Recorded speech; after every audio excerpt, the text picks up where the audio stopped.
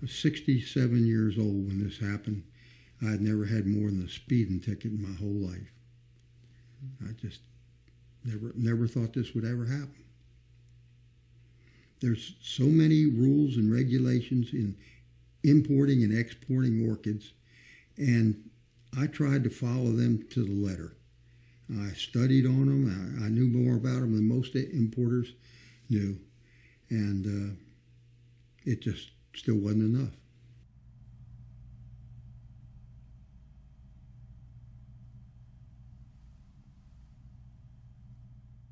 Well, I imported orchid plants from all over the world, from South Africa, 2 or 3 countries in South America, Mexico, South Africa, everywhere. And I put out a price list to my customers, and they would order plants, and I'd ship them, and that was it. Pretty simple. It was just me and a helper.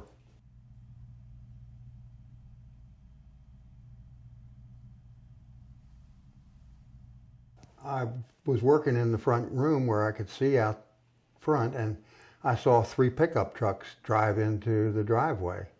I didn't know who they were or what they were, so I went to the door to open it. And as soon as I got it open a crack, somebody pushed it in, pinned me against the wall with his elbow, and told me not to move. And 3 or 4 guys swept past me, went through all the rooms, and they'd check a room out. They'd say clear. And when everything was clear and there wasn't anybody around, then they took me over, made me sit on a kitchen chair for 4 hours while they searched the house. I found out about that day. I was at work, and a neighbor called me and said, "What's going on at your house?" And I said, "I don't know. What's going on at my house?" Said, "There's a guy standing out in the middle of the street, stopping us as we go by, asking what we know about the illegal activities that are happening in your house."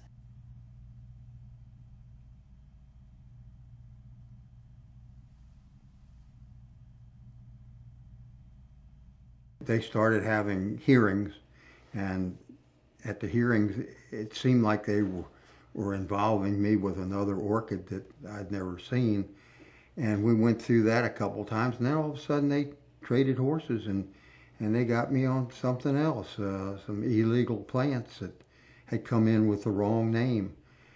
And so we had to go through fighting with that, and they came up with another charge of falsifying customs documents.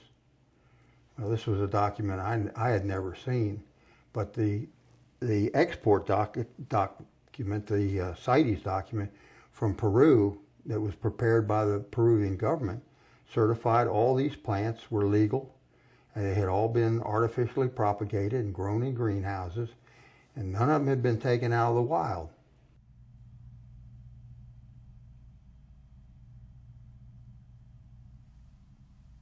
Our lawyer had taken $55,000 as a retainer, and he was charging us for time that he was doing things, and we were getting bills for that. And when it came down to going to trial, he said, "You can't go to trial unless you've got $30,000. And I told him there wasn't any chance I could come up with $30,000. So he said, "All you can do is plead guilty and hope the judge will let you off." And he sort of thought that the judge might give me probation and give me just maybe community service or a fine or something like that. But that isn't what happened. As it was, we ran out of money. George pled guilty because we couldn't afford anything else. The house was mortgaged. I borrowed what I could. We'd spent what we had, our life savings, and we were in our 60s, folks.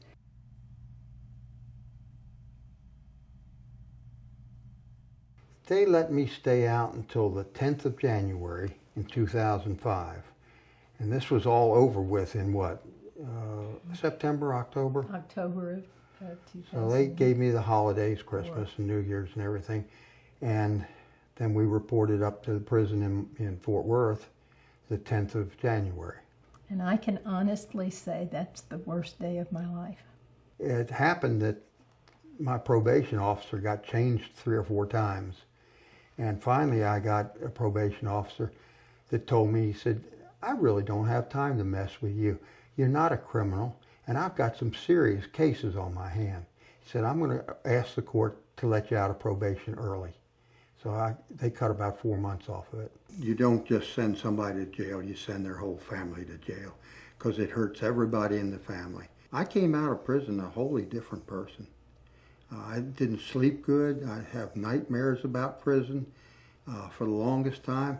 I didn't eat. I just sat in a chair and stared at television. I didn't want to go anywhere or do anything. And that's not like me.